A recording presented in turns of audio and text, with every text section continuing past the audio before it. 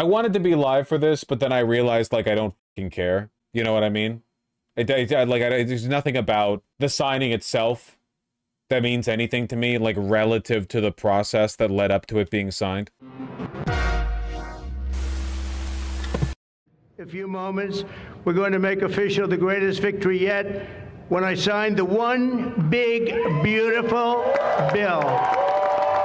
Suppose I should. I just didn't. And before I start, I want to tell you that I've never seen people so happy in our country because of that, because so many different groups of people are being taken care of, the military and civilians of all types, jobs of all types.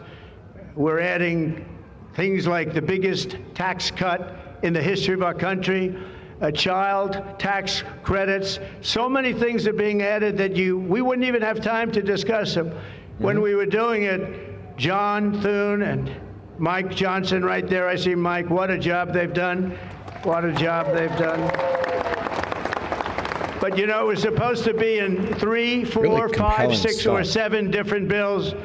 And I was on one of the fake news shows, and I said, let's do it in one beautiful, big, we want one big, beautiful bill. I said that to this newscaster, and I think a lot of the congressmen and senators were watching, and they said, let's name the bill that, the one big, beautiful bill. And that's what we did. And what we've done is put everything into one bill. It's never happened before. It's the biggest bill of its type in history. We've never had anything like that before. Nothing like that they thought would be possible to get passed. And actually, I liked it because we had so much in there that no matter who you are, there was something in that bill that would make your congressman or your senator or your congresswoman, much more importantly, raise their hand and support, right, Lisa? So that was something, and it was really something special. So the American people gave us a historic mandate in November. We won everything. We won the swing states, all 7 swing states. We won every one. That rarely happens. We won the popular vote. We won the districts, 2,750 to 505. That's why when you look at a map, it's all red, a little blue on each end, but it's all red. And by the way, red means Republican, just in case. This is agonizing. By the way, Vosh, have you heard Trump's real anti-Semitic slur in his yesterday's speech? Yeah. What do you mean real? Do you know any fake ones? No going to the banks and borrowing from, in some cases, a fine banker, and in some cases, sharks and bad people. But they took away a lot of family. They destroyed a lot of families. This is 100% how people like Trump and the Christians in government think of Jews, essentially, which is like a useful labor aristocracy class that can't be trusted, right? Like basically old-style anti-Semitism. Not full-on neo-Nazi JQ stuff, but rather like that like, you know, like, oh, those bankers, oh, those lawyers, you know. ADL gonna weigh in on that one? What the f do you think? Do you think this is from Trump, or do you think he's been hearing that word lately from his cabinet? That's 100% from Trump. He's like 100 years old, and he's probably used that term 1,000,000 times. Even the ADL said it was bad. The ADL did? Oh, no way. Hold on. My goats. They called out the term without even mentioning his name. Oh, well, they said President of the United States. I mean, yeah, okay. Oh, and also they said his name, which is Trump. That's fucking funny. The quote retweets are 50% libs and 50% neo-Nazis. It's so Twitter. Big day if you're an internet Nazi, though, to hear your goat Trump like reflect some of your. Yes. But we made promises, and it's really promises made, promises kept, and we've kept them. This is a triumph of democracy on the birthday of democracy, and I have to say that the people are happy. They're happy. And I listened to a broadcast, and I read a couple of articles. They have the Democrats, they should have voted for it. They didn't vote for tax cuts. They didn't vote for taking care of people. They didn't vote, not one vote. And we knew that because their hatred of either the country or me or both is so great. They didn't vote at all, and it's terrible. But I just have to say, they have a routine. It's terrible, they say. Terrible, terrible. You saw that guy standing up for hours yesterday. He didn't know what he was even doing there. I say, when's he sitting down? He had a towel. He's wiping his face. That's not too elegant. But what is he? I said, what is he doing for so long? And he couldn't criticize the bill. He was criticizing everyone else and everything else. What are we talking about? So they've developed, and this is according to the news media, they've developed a standard line, and we can't let them get away with it. Oh, it's dangerous. Oh, everybody's going to die. It's actually just the opposite. Everybody's going to live. This is just the opposite.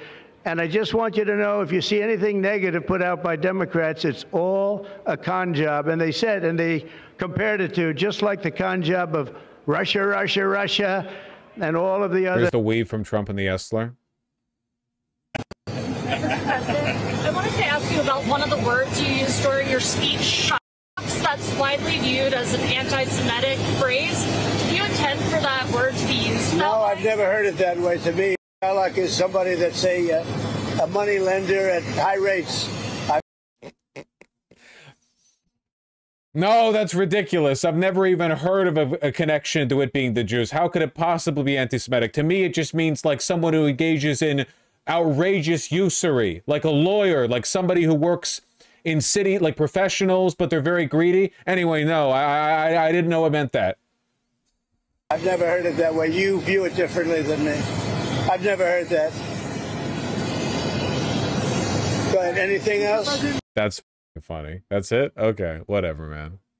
The things they did, the 51 intelligence agents said, and the laptop from hell, it came from Russia, they said. No, it didn't come. A lot of things come from Russia. That didn't come from Russia. And it was all proven out to be a fake job, and that's what they're doing with this. So we just have to... Genuinely curious if someone like Trump genuinely thinks that, like how many Americans don't understand No, because Romani don't exist in America. Not really. Jews do. I promise you, somebody of Trump's age knows what that word means. He's used it many times. Dude, hasn't Trump, like, literally specifically said he wants, like, Jews running his numbers? Like, he wants Jewish accountants? Didn't he say in the 80s or something? There have been so many civil rights lawsuits filed against him, civil cases. Yeah, I'm pretty sure he's explicitly said, like, essentially that. He wants them working for him, you know?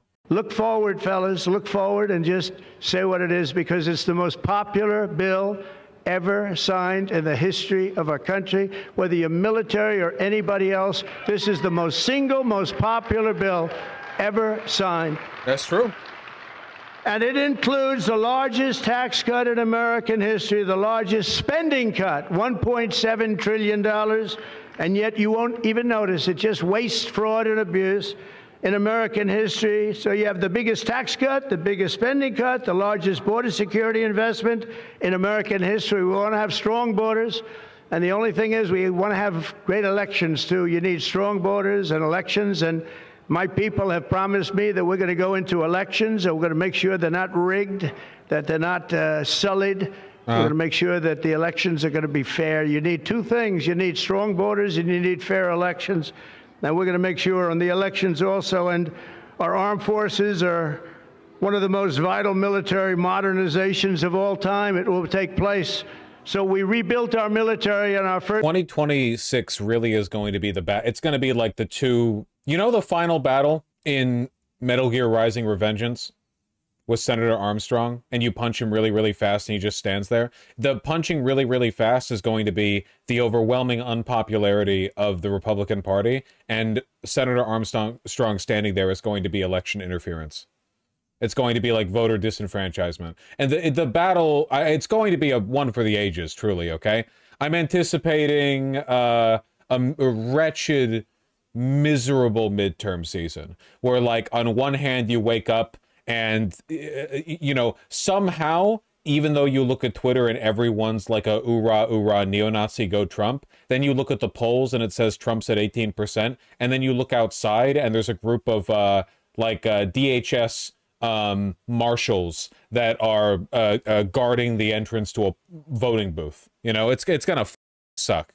First term, and now we're going to modernize and remodernize our military, including building a great golden dome all over our land, so that if they get nasty with us, it's going to be knocked down. It's going to make any of the golden domes, they call them the iron domes, we're calling ours the golden dome, because we did the iron domes, and we do sort of everything, if you want to know the truth, but this blows it away. We're going to keep you safe. I want to thank every member of the House and Senate who worked to get this bill on my desk, and many of them are here, and I'm not going to mention all their names because we'll be standing here, but I have to mention a few, and especially I want to thank Vice President J.D. Vance, who's been fantastic, Secretary of State Marco Rubio, who's been incredible. We have somebody that is, it was a passion. I think he actually loved it. It wasn't easy, but he loved it. Speaker of the House, Mike Johnson, who's right here. Speaker, thank you very much. What a job, and he worked so closely with... I have a really, really, really hard time taking these polls seriously. The ones from YouGov, because they whiplash so much. And when you're doing internet polling of young people, a lot of them are just going to gravitate towards the most extreme answers because they're, like, they literally just don't care. You're not paying them for the poll, you know, though trends are still useful in the long run, I guess, in like an averaging sense. His net approval among Gen Z voters has fallen from negative 23 points in May to negative 41 points in June. That'd be pretty impressive if it was true. I mean, I guess we'll see if it is. 70 to 30? Assuming no one doesn't care. Why would it not be true? I just don't trust YouGov. You know? Also, I know young people are flippant. Not that flippant. It is true, though, that the single best advertisement for Trump in 2024 was Biden. Like, nothing makes... And Kamala Harris. Nothing makes voting for a Democrat feel worse than looking at either of them. You know? Like, like genuinely. It's just wretched feeling.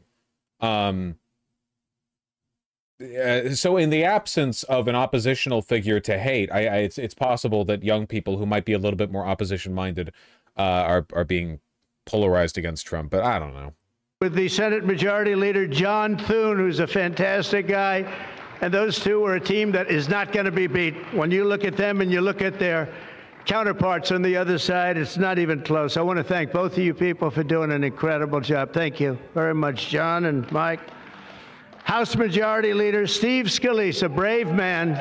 Steve, you know, he suffered a tragedy a number of years ago. I was at his hospital bedside that night with Melania, with our First Lady, and he had no chance. The doctor said he has very little chance, and you look better today than you did then. He didn't look particularly good that night, I will say. But I learned one thing, his beautiful wife loved him. She was a disaster, right? I told him, I said, Steve, I can only tell you one thing. I was with your family and I was with your wife, and your wife was devastated. She loves you. I've seen a lot of wives that, you know, they don't seem to be so concerned in those situations. That's the kind of wife you don't want. But you have a great, beautiful wife who was really there, and you really have done. You're a very brave guy, and Mike and John and everybody that's standing with you knows it. Thank you very much. I really appreciate it. House Majority Whip, this is a guy who's great. When I have a problem, I call him up, and he gets it done. He's a tough cookie. I don't know why he's not the governor of Minnesota. He comes from Minnesota. He's like, oh, look, he goes, no, I don't want to run for governor. You know, come to think of it, I think that's a good idea. You would win so easily. The guy is terrible. You would win. You just have to take a look at that handsome face of yours, and you'd win. Tom Emmer, everybody. He did a great job. I think you should consider that, although we don't want to lose him, do we? We don't want to. Let's say we are. I think say we are. What a job you did. And Senate Majority Whip John Barrasso, who's incredible. Senate Finance Chairman Mike Crapo. Thank you, Mike. What a job. What a job. He knows that tax stuff. Him and Jason, they really know their stuff. Senate Budget Committee Chairman Lindsey Graham. What a good man he is. I see a poll, he's running, and I see a poll, he's 24 points up. That's not bad, Lindsey. That's not bad. 24 points up in the great state of South Carolina. House Ways. It's so grim that he keeps getting the shit that he pushes for when sometimes he's so bad at politics. This is supposed to be like a transformational bill, but because everything is about loyalty to Trump, the only thing that he's doing before signing it is just saying, like, thank you to everyone who supported me with this electorally unpopular bill. I got your back. You know, it's all mafioso shit. It's all mob shit. It's not just sign the just sign it. I don't care. And territory to an Air Force base. Of course, that's where home to the B-2 bomber. 7 of those B-2 bombers flew, fired on a refusal. Beautiful bill into its many drafts and get it signed, passed through both chambers. A historic moment, as he has been touting all afternoon long. This is going to go down in history as his landmark legislation, President Trump's version of Obamacare, or if President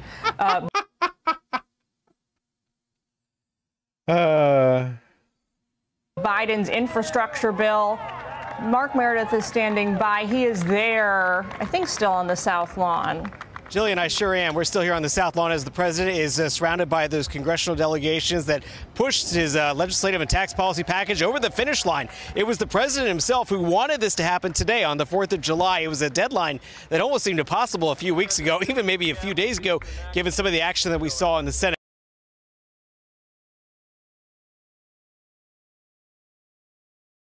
AOC has found her mini-me, Republican strategist says. This is a really, really great strategy leading up to the election. You should keep associating Mamdani with AOC. That'll really hurt his chances in the New York City mayoral race. That's really, no, that's really, really good. Hey, Laura. It was a tale of two Americas this Independence Day weekend. On the left, anti-Trump protesters displaying their hatred for the country, burning the American flag as angry demonstrations spread across the country. But on the right, a historic moment for the president as he cements his America First agenda with the passing of the big, beautiful bill on the 4th of July. Laura Trump, host of My View with Laura Trump, is up early with us this morning to react to all of this. Laura, good morning to you. Happy 4th of July. I hope you had a great celebration with your family. We did, yeah. Happy 4th. And what a celebration we all got to have this year, Carly, right? Yes. We had President Trump who, as you just said, told everybody he wanted that bill on his desk to sign on the 4th of July. He got it done. The Republicans got it done. And we have such optimism, I think, for the future of America. So we celebrated as a family. And I know there were so many across the country who were relieved and feel so excited about now the future of America under this president. Yeah, you know, I'm glad you said that because we were talking about a tale of two Americas, two different views of where people are right now. And I want to take them one at a time with you because as somebody who is so close with the president, I was wondering how you would describe this current moment in Donald Trump's presidency.